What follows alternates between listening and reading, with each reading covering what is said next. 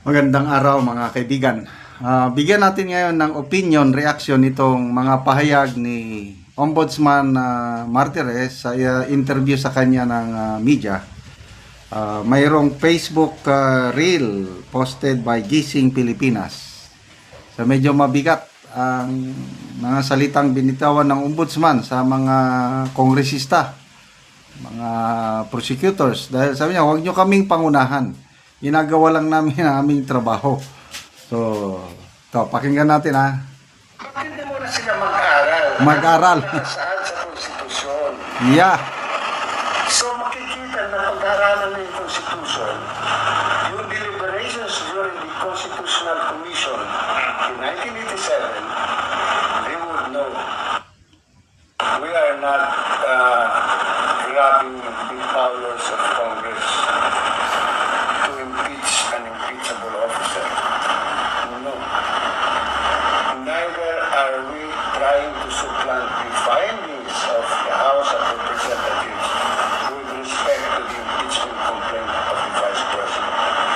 No, we're not going to do that. We're only doing our powers pursuant to the Constitution to investigate. Period. So, sir, bago kayo tumigas. Alam mo yung pinangungunahan kami. Yun, pinangungunahan kami. Stupid to you. Did I in the past do something that is against the law? Tell me. This is what this Ba't kami pinangungunahan? Ba't hindi mo na sila mag-aral? Ano Na. ang nakasaad sa konstitusyon? So makikita na pag-aralan ng konstitusyon, yung deliberations during the Constitutional Commission in 1987, they would know we are not. Mabigat yan ha. Lumalabas, hindi nag-aaral ang mga kongresista. Pag-aralan nyo ang deliberation sa konstitusyon, yung 1987, you would know. So, wag nyo kaming pangunahan. So ito, magbasa lang muna ako sa mga comments ha. Yung sinampa nilang reklamo kay BP Sara. Okay. Ito, Roberto Labilles. The House prosecutor may have forgotten the separation of powers between the three branches of government. That of legislative branch, passing the law, judiciary, executive. Yan. Edna Saison, T-Wise, Ombudsman Martires, mabuhay ka. Fritz Marvin Di Castro, wala silang paki kasi meron silang sariling batas na ang tawag, ang gusto namin, ang dapat masunod. So, hindi lang ombudsman nang nagrereklamo na, pati na rin ang impeachment court nagrereklamo sa mga prosecutors. Ang titigas ng ulo ninyo, pati lang pag-submit ng pleadings, pati pag-receive ng mga kopya ng ayaw nyo pa, ano bang gusto nyo, sabi ni Senate President Escudero. Anyway, magkikita kami niyan. Darating ang araw, nako, delikado yun, na medyo napipikon na ang Senate President. So dito naman, kay Ombudsman Martires, ang alam ko, yung payag niyang ganyan, nagbunga dahil sa yung ipinadala nila na committee report sa Ombudsman. So, pagdating sa Ombudsman, inaksyonan nila kagad kasi nga trabaho nilang mag-imbestiga. Nung inaksyonan kagad ng Ombudsman, pinasasubmit na ng counter affidavit yung Office of the Vice President, nabahala ang mga kongresista. Na bakit ang bilis? Sabi pa nga ng spokesperson ng House, hindi man kami nag-file. Hindi kami nag-file ng reklamo o kaso. Sabi ni Ombudsman na bakit nyo kami binigyan ng committee report kung hindi kayo nag-file? Ano yung committee report? Scratch of paper, basura, bakit nyo kami binigyan? Lumabas tuloy, walang alam alam niya na.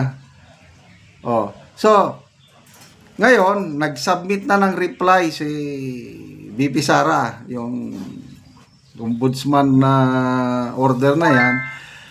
At nagsalita na rin ang ombudsman, sabi niya na ayaw namin pangunahan ang Kongreso dahil impeachable official ang Vice President. Hindi kami pwedeng makapagsampa ng graft and corruption case laban sa isang impeachable official.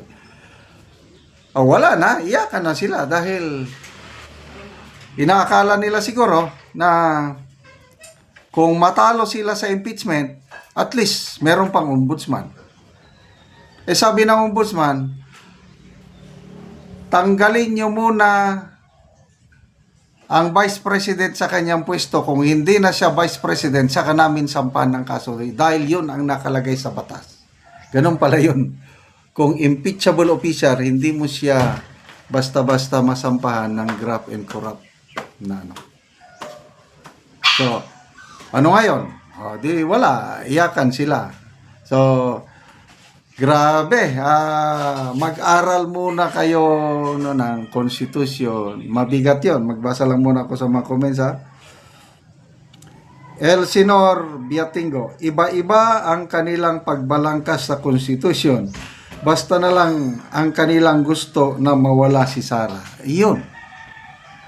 Ang tanging gusto nila mawala sa political landscape si BP Sara dahil sa gabal sa kanilang ambisyon sa politika. Ano sabi ni BP Sara sa interview sa kanya sa Russian TV? I am the front runner in the presidential election. They know that and they want to remove me from office so that I cannot run again. But they cannot do that. So, wala na.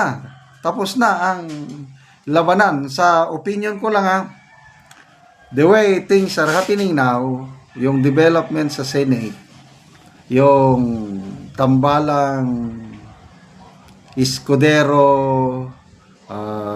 Cayetano, Duterte Black, talo na sila.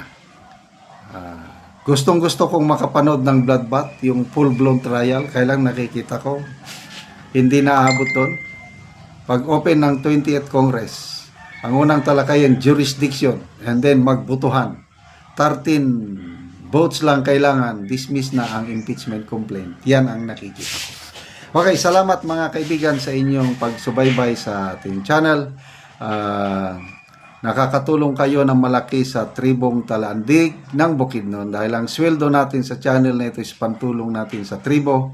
Namimigay tayo ngayon ng libreng yero at pako para makapagpatayo ng mas maayos na tirahan ang tribong Talandig. Panoorin nyo ang video na ito. Awa ayan anay sa sin. Igawa mo si ko. Dumayo ko rin mag-uwi sa video ke. May ikot sa video. Kita ba? Oh, di ba na do? Kantangan. Inaas pag ito na yan day. Awi pun day ito man dia.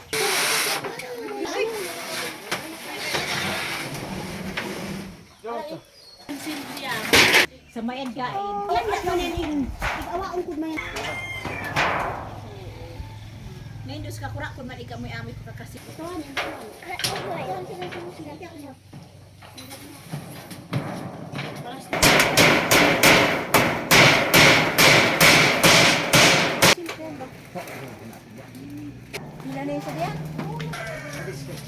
Karon managid ang balay ilang auntie og ni tatay.